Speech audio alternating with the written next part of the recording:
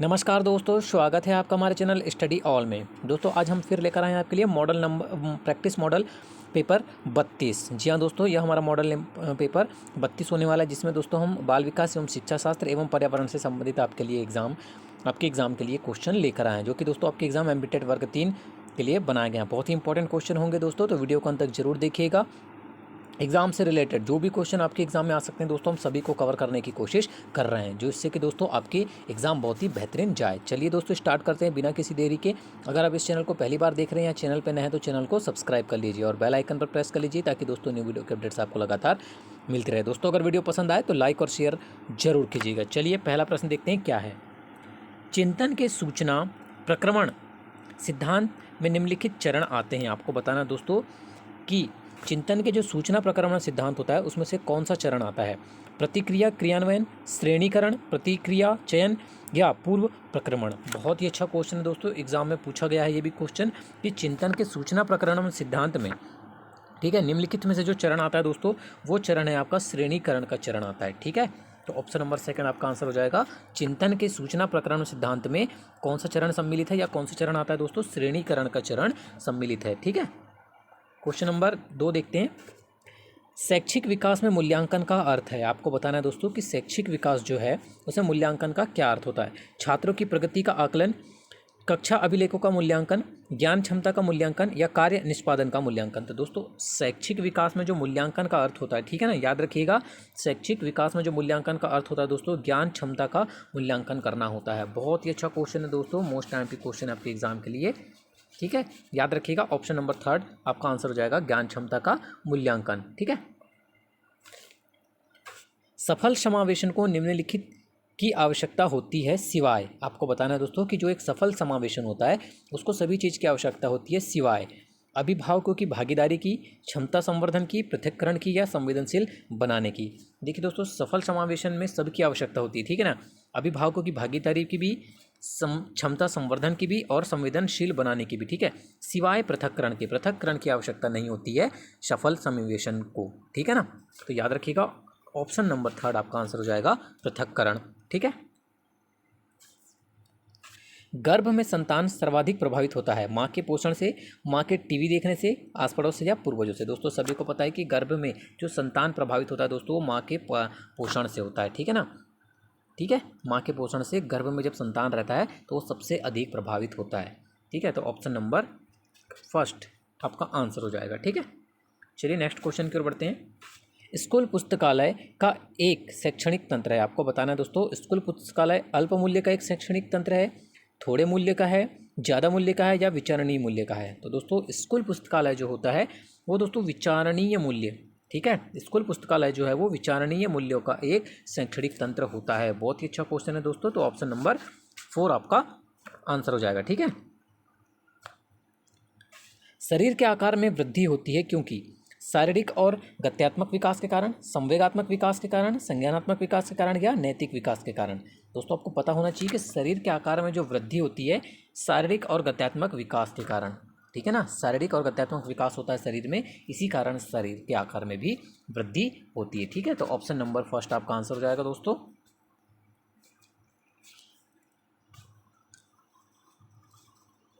खेल के मैदान में कौन सा विकास होता है। शारीरिक विकास, मानसिक विकास, सामाजिक विकास या उपयुक्त सभी। देखिए दोस्तों सभी को पता है कि खेल के विकास में शारीरिक विकास तो होता ही है, मानसिक विकास भी होता है और सामाजिक विकास भी होता है। तीनों ही विकास आपके खेल के मैदान में होते हैं। ठीक है, तो सीधी सी बात है, आपका आंसर क्या हो जाएगा दोस्तों, उपयुक्त सभी, ऑप्शन नंबर 4। ठीक है, परामर्श का उद्देश्य है बच्चों को समझना, बच्चों की कमियों के कारण का पता लगाना, बच्चों को समायोजन में सहायता करना या उपरोक्त सभी। तो दोस्तों परामर्श का जो उद्देश्य होता है दोस्तों, वो बच्चों को समझना होता है, बच्चों की कमियों के कारण का पता लगाना भी होता है और बच्चे के समायोजन में सहायता करना भी परामर्श का उद्देश्य होता है। ठीक है, ये तीनों ही उद्देश्य होते हैं परामर्श के। तो दोस्तों आपका आंसर हो जाएगा ऑप्शन नंबर 4। वर्णमाला की पहचान कितने वर्ष की आयु में होने लगती है। ठीक है, आपको बताना है दोस्तों कि वर्णमाला की पहचान कितने वर्ष की आयु में शुरू होती है। 6 वर्ष, 5 वर्ष, 4 वर्ष या 3 वर्ष। दोस्तों वर्णमाला की जो पहचान है, ठीक है ना, वो बच्चों में दोस्तों 3 वर्ष की आयु में शुरू हो जाती है। ठीक है, याद रखिएगा, ऑप्शन नंबर 4 आपका आंसर हो जाएगा 3। 20वीं शताब्दी की को बालक की शताब्दी कहा जाता है, यह कथन किसका है? मुर्रे, मर्रे, एडलर, क्रो एवं क्रो या जेबी वॉटसन। तो दोस्तों 20वीं शताब्दी को बालकों की शताब्दी कहा जाता है, यह कथन दिया गया है दोस्तों क्रो एवं क्रो के द्वारा। ठीक है ना, ये क्वेश्चन दोस्तों एग्जाम में बार बार पूछा जाता है। ठीक है, याद रखिएगा। संवेदना ज्ञान की पहली सीढ़ी है, क्वेश्चन नंबर 11 है, संवेदना ज्ञान की पहली सीढ़ी है, यह शारीरिक विकास है, एक ध्यान का विकास है, भाषा का विकास है या मानसिक विकास है। ये दोस्तों क्वेश्चन रिपीट होता है एग्जाम में। संवेदना ज्ञान की पहली सीढ़ी है, ये एक प्रकार का दोस्तों मानसिक विकास है। ठीक है, ये इस प्रकार का मानसिक विकास है, तो ऑप्शन नंबर 4 आपका आंसर हो जाएगा। ठीक है दोस्तों, 12 नंबर क्वेश्चन की ओर बढ़ते हैं।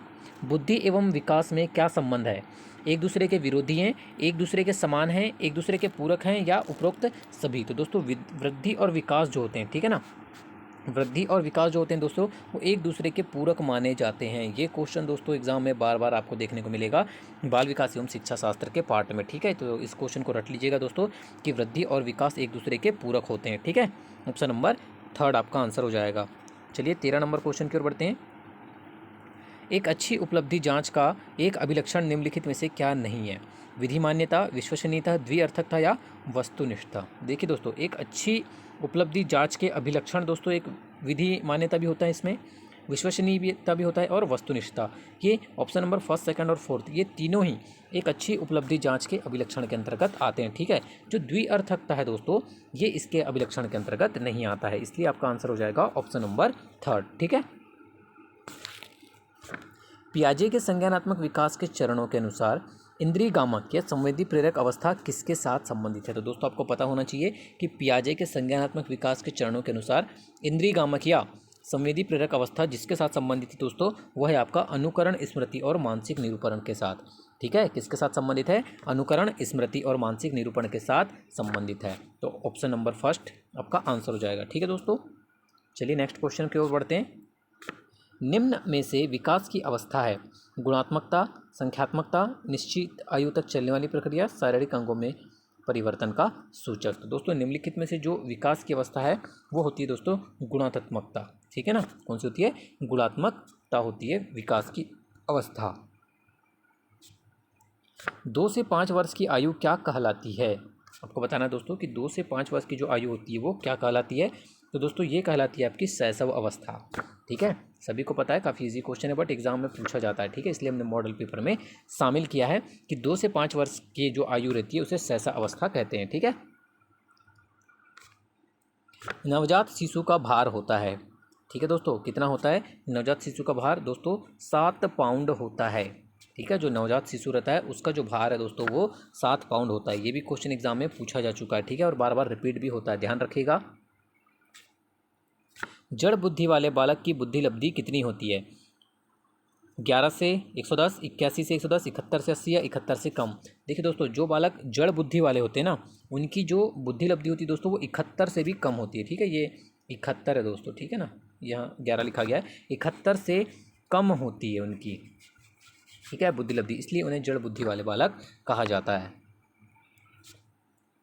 निम्न में से किस मनोवैज्ञानिक ने संवेगात्मक बुद्धि पर काम किया है? हार्वर्ड गार्डनर ने, डैनियल गोलमैन ने, जॉन डी मेयर व पीटर साल्वे ने या उपरोक्त सभी ने? तो दोस्तों निम्नलिखित में से वह वैज्ञानिक जिन्होंने संवेगात्मक बुद्धि पर काम किया है वो हार्वर्ड गार्डनर ने भी किया है, डैनियल गोलमैन ने भी किया है और जॉन डी मेयर व पीटर साल्वे ने भी संवेगात्मक बुद्धि पर काम किया है। तीनों ने ही दोस्तों तीनों ही मनोवैज्ञानिकों ने संवेगात्मक बुद्धि पर काम किया है, इसलिए आपका आंसर हो जाएगा ऑप्शन नंबर 4। ठीक है, आधुनिक मनोविज्ञान का अर्थ है मन का विज्ञान, आत्मा का विज्ञान, शरीर का विज्ञान या व्यवहार का विज्ञान। ये भी क्वेश्चन दोस्तों रिपीट होता है एग्जाम में। आधुनिक मनोविज्ञान का जो अर्थ होता है दोस्तों वो होता है व्यवहार का अध्ययन। ठीक है, आधुनिक मनोविज्ञान के अंतर्गत क्या आता है? व्यवहार का अध्ययन आता है, तो ऑप्शन नंबर 4 आपका आंसर हो जाएगा। ठीक है, अध्ययन का उच्चतम स्तर कौन सा है? श्रृंखला अधिगम, उद्दीपन अनुक्रिया अधिगम, समस्या समाधान अधिगम या अनुकूलित परिवर्त अधिगम। तो दोस्तों अध्ययन का, ठीक है, अध्ययन का जो उच्चतम स्तर माना जाता है दोस्तों वो है समस्या समाधान अधिगम। ठीक है, समस्या समाधान अधिगम ही अध्ययन का उच्चतम स्तर होता है। तो ऑप्शन नंबर 3 आपका आंसर हो जाएगा। किसी समुदाय में आसानी से संबंध बनाने व समायोजित होने की क्षमता क्या कहलाती है? आपको बताना है दोस्तों कि किसी समुदाय में आसानी जो संबंध बनाने व समायोजित होने की जो क्षमता होती है दोस्तों वह क्या कहलाती है? तो याद रखिएगा दोस्तों, किसी भी समुदाय में आसानी से संबंध बनाने व समायोजित होने की जो क्षमता होती है दोस्तों उसे सामवेगिक बुद्धि कहा जाता है या सामवेगिक बुद्धि कहलाती है। ठीक है, व्यक्तित्व स्थायी समायोजन है पर्यावरण के साथ, जीवन के साथ, प्रकृति के साथ या सभी। तो दोस्तों सभी को पता है कि जो व्यक्तित्व स्थायी समायोजन होता है वो पर्यावरण के साथ भी होता है, उसके जीवन के साथ भी होता है और प्रकृति के साथ, ये तीनों के साथ ही व्यक्तित्व का स्थायी समायोजन होता है। ठीक है, तो ऑप्शन नंबर 4 आपका आंसर हो जाएगा। गार्डनर ने, ये गार्डनर है, ठीक है दोस्तों, गार्डनर ने सात बुद्धि का अधिमान निर्धारित किया है, इनमें से कौन सा नहीं है? स्थान संबंधी बुद्धि, अंतर्व्यक्तित्व बुद्धि, भाषात्मक बुद्धि या भावनात्मक बुद्धि। तो दोस्तों गार्डनर के द्वारा जो 7 बुद्धि के अधिमान निर्धारित किए गए हैं उनमें देखिए दोस्तों स्थान संबंधी बुद्धि भी है, अंतर्व्यक्तित्व बुद्धि भी है और भाषात्मक बुद्धि भी, ये तीनों ही इसके अंतर्गत आते हैं। ठीक है, जो भावनात्मक बुद्धि दोस्तों वो गार्डनर के 7 बुद्धि अधिमान को अंतर्गत नहीं आता है। ठीक है, तो ऑप्शन नंबर 4 आपका आंसर हो जाएगा भावनात्मक बुद्धि। याद रखिएगा, विद्यालयी क्षेत्र में रचनात्मक निर्धारकों को जानने के लिए इनमें से कौन सा उपागम नहीं है? वार्तालाप कौशल, बहुविकल्पीय प्रश्न, परियोजना कार्य या मौखिक प्रश्न। तो दोस्तों विद्यालयी क्षेत्र में जो रचनात्मक निर्धारक होते हैं, ठीक है, उनको जानने के लिए निम्नलिखित में से जो उपागम नहीं है वो है दोस्तों बहुविकल्पीय प्रश्न। बाकी वार्तालाप कौशल, परियोजना कार्य और मौखिक प्रश्न ये तीनों ही रचनात्मक निर्धारकों को जानने के लिए उपागम में सम्मिलित है। ठीक है, बहुविकल्पी प्रश्न जो है वो इस उपागम में सम्मिलित नहीं होता है, इसलिए आपका आंसर हो जाएगा ऑप्शन नंबर 2 बहुविकल्पीय प्रश्न। ठीक है, सहयोगात्मक राजनीति की किस श्रेणी में महिलाएं निम्न से संबंधित नहीं होती है? स्वीकार्यता से, प्रतिरोध से, क्रांति से या अनुकूलन से। तो दोस्तों सहयोगात्मक राजनीति की जिस श्रेणी में महिलाएं संबंधित नहीं होती है वो है दोस्तों प्रतिरोध। ठीक है, बाकी स्वीकार्यता, क्रांति और अनुकूलन से संबंधित होती है। तो ऑप्शन नंबर 2 आपका आंसर हो जाएगा प्रतिरोध। ठीक है, समाजीकरण वह प्रक्रिया है जिसमें बच्चे और वयस्क सीखते हैं परिवार से, विद्यालय से, साथियों से या इन सभी से। दोस्तों काफ़ी इजी क्वेश्चन है। समाजीकरण वह प्रक्रिया होती है जिसमें बच्चे और वयस्क दोनों ही परिवार से भी सीखते हैं, विद्यालय से भी सीखते हैं और साथियों के द्वारा भी सीखते हैं। तो ऑप्शन नंबर 4 आपका आंसर हो जाएगा। ठीक है, शिक्षक को ज्ञान होना चाहिए अध्यापन विषय का, बाल मनोविज्ञान का, शिक्षा संहिता का या अध्यापन विषय एवं बाल मनोविज्ञान का। तो दोस्तों शिक्षक को जो ज्ञान होना चाहिए वो उसके अध्यापन विषय का भी होना चाहिए और बाल मनोविज्ञान का भी होना चाहिए। ठीक है, दोनों का ही ज्ञान उससे होना चाहिए। तो ऑप्शन नंबर 4 दोस्तों आपका आंसर हो जाएगा अध्यापन विषय एवं बाल मनोविज्ञान का। ठीक है, बाल मनोविज्ञान के आधार पर कौन सा कथन सर्वोत्तम है? सारे बच्चे एक जैसे होते हैं, प्रत्येक बच्चा विशिष्ट होता है, कुछ बच्चे विशिष्ट होते हैं या कुछ बच्चे एक जैसे होते हैं। दोस्तों आपको क्वेश्चन पढ़ते ही आंसर समझ में आएगा कि बाल मनोविज्ञान के आधार पर जो कथन सबसे सर्वोत्तम है दोस्तों वो है कि प्रत्येक बच्चा विशिष्ट होता है। ठीक है, बाल मनोविज्ञान के अनुसार प्रत्येक बच्चा अपने आप में विशिष्ट होता है। ऑप्शन नंबर 2 आपका आंसर हो जाएगा सर्वोच्चतम कथन, जो सर्वोत्तम आपका कथन होगा वो होगा ऑप्शन नंबर 2। ठीक है, 30 नंबर क्वेश्चन है, संबंधवाद या साहचर्यवाद के सिद्धांत से कौन सा बंध संबंधित है? स्थितियां व प्रत्युत्तर, उद्दीपन व प्रत्युत्तर, उद्दीपन व प्रतिक्रिया या प्रत्युत्तर व प्रतिक्रिया। तो दोस्तों संबंधवाद या साहचर्यवाद के सिद्धांत से जो बंध, निम्नलिखित में से जो बंध संबंधित है दोस्तों वो है आपका ऑप्शन नंबर 3 उद्दीपन व प्रक्रिया, ये बंध संबंधित है संबंधवाद से। ठीक है, बहुत ही अच्छा क्वेश्चन है, इंपॉर्टेंट क्वेश्चन है, याद रखिएगा ऑप्शन नंबर 3 आपका आंसर हो जाएगा। ठीक है, ये थे दोस्तों बाल विकास के 30 प्रश्न। अब देख लेते हैं दोस्तों पर्यावरण से संबंधित 30 प्रश्न। ठीक है, आज का 31 नंबर क्वेश्चन और पर्यावरण का पहला क्वेश्चन, वायु प्रदूषण नियंत्रण नियम और अधिनियम 1981 के तहत में सद्भावना से संरक्षण का प्रावधान किया गया है। धारा 42, धारा 40, धारा 44 या धारा 45 में। तो दोस्तों ये प्रावधान किया गया है आपका, याद रखिएगा, धारा 42 में।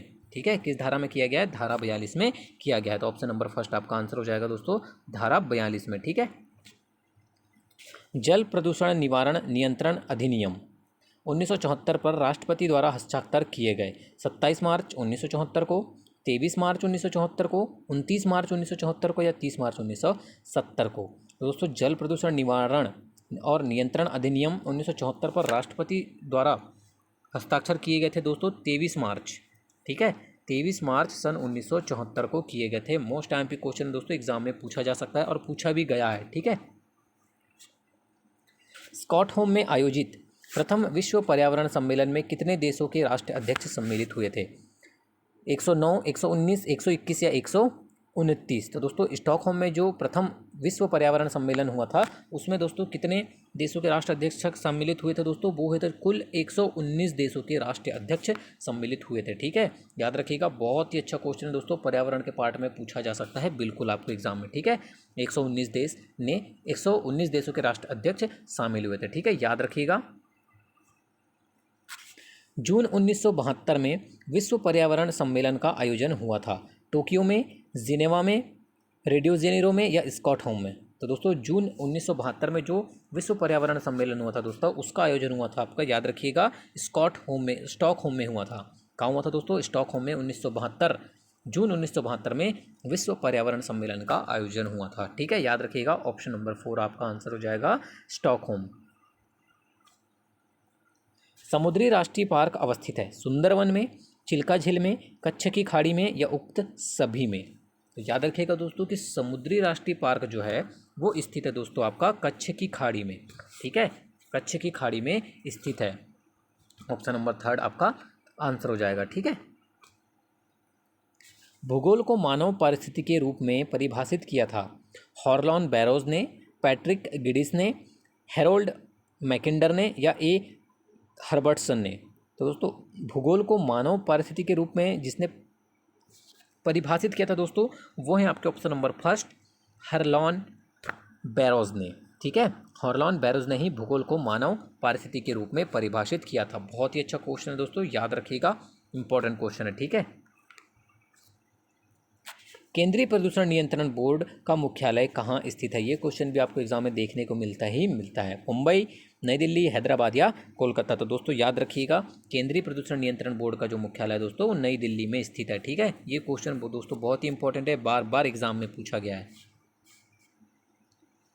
पर्यावरण संरक्षण अधिनियम 1986 किस तिथि को लागू किया गया था? ये तिथि भी दोस्तों आपको पता होना चाहिए कि पर्यावरण संरक्षण अधिनियम जो है वो किस तिथि को लागू किया गया था। 19 नवंबर, 22 नवंबर, 15 नवंबर या 1 दिसंबर? तो दोस्तों याद रखिएगा कि पर्यावरण संरक्षण अधिनियम 1986 जो है वो दोस्तों 19 नवंबर, ठीक है, 19 नवंबर को लागू किया गया था, ठीक है, याद रखिएगा। डेट को भी याद रखना है आपको और मंथ को भी। 19 नवंबर 1986 को पर्यावरण संरक्षण अधिनियम लागू किया गया था, ठीक है। बालुकोद्भिद किस स्थान पर उगने वाले पौधे हैं? चट्टानों पर, बेकार सख्त भूमि पर, जलीय परिस्थिति में या बजरी या रेत में? दोस्तों बालुकोद्भिद जो पौधे होते हैं वो किस स्थान पर उगते हैं? याद रखिएगा दोस्तों ये उगते हैं बजरी तथा रेत में, ठीक है, बंजरी तथा रेत में उगते हैं बालुकोद्भिद पौधे, ठीक है। नेक्स्ट क्वेश्चन की ओर बढ़ते हैं। 40 नंबर क्वेश्चन देख लेते हैं।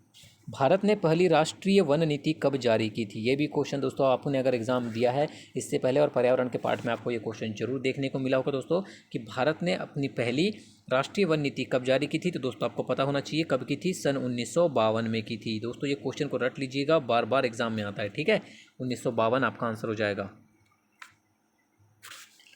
सूर्य से निकलने वाली ऊर्जा पृथ्वी पर किस रूप में पहुंचती है? पराबैंगनी किरण, दृश्य प्रकाश, विकिरण या अवरक्त किरण? तो सभी को पता है कि सूर्य से निकलने वाली जो ऊर्जा होती है दोस्तों वो पृथ्वी पर पहुंचती है विकिरण के रूप में, ठीक है। किसके रूप में पहुंचती है दोस्तों? विकिरणों के रूप में पहुंचती है। पारिस्थितिकी तंत्र में किसे उत्पादक के रूप में जाना जाता है? घास, चिड़िया, स्तनधारी या बाघ? दोस्तों सभी को पता है कि पारिस्थितिक तंत्र में जो उत्पादक के रूप में जाना जाता है वो है दोस्तों आपका ऑप्शन नंबर 2, ऑप्शन नंबर 2 चिड़िया, ठीक है। चिड़िया जो है वो पारिस्थितिक तंत्र में उत्पाद के रूप में जानी जाती है। तो ऑप्शन नंबर 2 आपका आंसर हो जाएगा चिड़िया। नेक्स्ट क्वेश्चन देखते हैं। टैगा वन विशिष्टता है भूमध्य रेखीय क्षेत्र की, समशीतोष्ण क्षेत्र की, उष्णकटिबंधीय क्षेत्र की या उपोष्ण कटिबंधीय क्षेत्र की। तो दोस्तों टैगा वन जो विशिष्टता है वो है दोस्तों समशीतोष्ण क्षेत्र की। ठीक है, ऑप्शन नंबर सेकंड आपका आंसर हो जाएगा दोस्तों। टैगा वन जो है वो किसकी विशिष्टता है? समशीतोष्ण क्षेत्र की विशेषता है। ठीक है, जलीय वातावरण में सूक्ष्म जीवों को क्या कहते हैं? परजीवी, प्लवक, मृतोपजीवी या सहजीवी? तो दोस्तों जलीय वातावरण में जो सूक्ष्म जीवों को कहा जाता है, याद रखिएगा दोस्तों, ये भी इंपॉर्टेंट क्वेश्चन है, प्लवक कहा जाता है।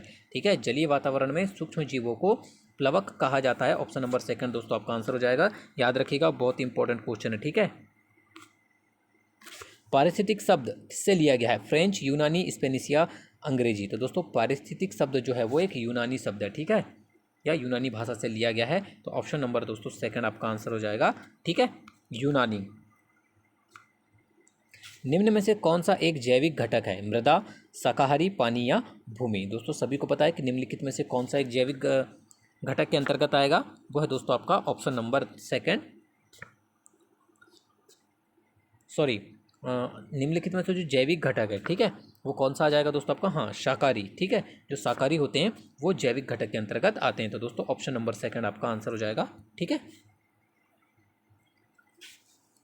एक पौधे अथवा उसकी गति, उसकी जाति के पौधे के वातावरण के बीच संबंधों के अध्ययन को क्या कहा जाता है? बहुत ही अच्छा क्वेश्चन है दोस्तों। आपको बताना है कि एक पौधे अथवा उसकी जाति के पौधे के वातावरण के बीच जो संबंध होता है उसके अध्ययन को दोस्तों स्वपारिस्थितिकी कहा जाता है। ठीक है, याद रखिएगा दोस्तों, स्वपारिस्थितिकी कहा जाता है। बहुत ही इंपॉर्टेंट क्वेश्चन दोस्तों, एग्जाम में पूछा भी जाता है। ठीक है, वायुमंडलीय दबाव एक किसके साथ मापा जाता है? तो दोस्तों आपको पता होना चाहिए कि वायुमंडलीय दबाव जो है वो किसके साथ मापा जाता है दोस्तों? बैरोमीटर के साथ। ठीक है, वायुमंडलीय दबाव बैरोमीटर के साथ मापा जाता है। निम्नलिखित में से कौन एक शाकाहारी की श्रेणी के अंतर्गत आता है? बाघ, चींटी, मनुष्य या खरगोश? तो वो है दोस्तों आपका खरगोश जो है वो एक शाकाहारी की श्रेणी में आता है। बाकी बाघ, चींटी और ये मनुष्य तीनों ही आपके मांसाहारी की श्रेणी में आते हैं। मनुष्य जो है वो शाकाहारी और मांसाहारी दोनों की श्रेणी में आता है। ठीक है, खरगोश जो है दोस्तों वो शाकाहारी की श्रेणी में आता है। मरुस्थल में उगने वाले पौधे कहलाते हैं। ये भी क्वेश्चन दोस्तों आपको जरूर देखने को मिलेगा एग्जाम में, क्योंकि इंपॉर्टेंट क्वेश्चन है कि मरुस्थल में जो पौधे उगते हैं उन्हें क्या कहा जाता है? तो याद रखिएगा दोस्तों, मरुस्थल में जो पौधे उगते हैं उन्हें ज़ीरोफाइट्स कहा जाता है। ठीक है, क्या कहा जाता है दोस्तों? ज़ीरोफाइट्स कहा जाता है जो पौधे मरुस्थल में उगते हैं। मूल परिवेशी सूक्ष्म वनस्पति जात प्रस्तुत करते हैं। विरोध को, सहोपकारिता को, सहभोजिता को या आदि सहकारिता को? मोस्ट आईएमपी क्वेश्चन है दोस्तों ये। ठीक है, कि मूल परिवेशी सूक्ष्म वनस्पति जात जो होते हैं वो प्रस्तुत करते हैं दोस्तों आदि सहकारिता को। ये क्वेश्चन को भी रट लीजिएगा आप। ठीक है, क्या प्रस्तुत करते हैं? आदि सहकारिता प्रस्तुत करते हैं। ठीक है, एनीमोमीटर किसका मापन करता है? वातावरण में कार्बन डाइऑक्साइड की तीव्रता का, वातावरण में सभी गैसों की तीव्रता का, पवन वेग का या ओजोन परत की रिक्तीकरण का? दोस्तों सभी को पता है कि एनीमोमीटर का जो प्रयोग है दोस्तों वो पवन वेग ज्ञात करने के लिए किया जाता है या पवन वेग मापन के लिए किया जाता है एनीमोमीटर का प्रयोग। ठीक है, वायु प्रदूषण निवारण और नियंत्रण अधिनियम 1981 के अधीन बोर्ड के सदस्यों का कार्यकाल होता है 5 वर्ष का, 2 वर्ष का, 6 वर्ष का या 3 वर्ष का? दोस्तों वायु प्रदूषण निवारण और नियंत्रण अधिनियम 1981 के अधीन जो बोर्ड के सदस्य रहते हैं उनका जो कार्यकाल निर्धारित किया गया है दोस्तों वो 3 वर्ष किया गया है। ठीक है, या जो इनका कार्यकाल है वो 3 वर्ष होता है। तो ऑप्शन नंबर 4 आपका आंसर हो जाएगा, 3 वर्ष। सर्वप्रथम पारिस्थितिक स्तूप की परिकल्पना प्रस्तुत की? ओडम ने, डार्विन ने, चार्ल्स एल्टन ने या टेंसले ने? तो दोस्तों जिसके द्वारा सर्वप्रथम पारिस्थितिक स्तूप की परिकल्पना जो प्रस्तुत की गई थी दोस्तों वो चार्ल्स एल्टन के द्वारा की गई थी। ठीक है, याद रखिएगा, पारिस्थितिक स्तूप की परिकल्पना सर्वप्रथम चार्ल्स एल्टन के द्वारा की गई थी। सूर्य प्रकाश में उगने वाले पादपों को कहते हैं?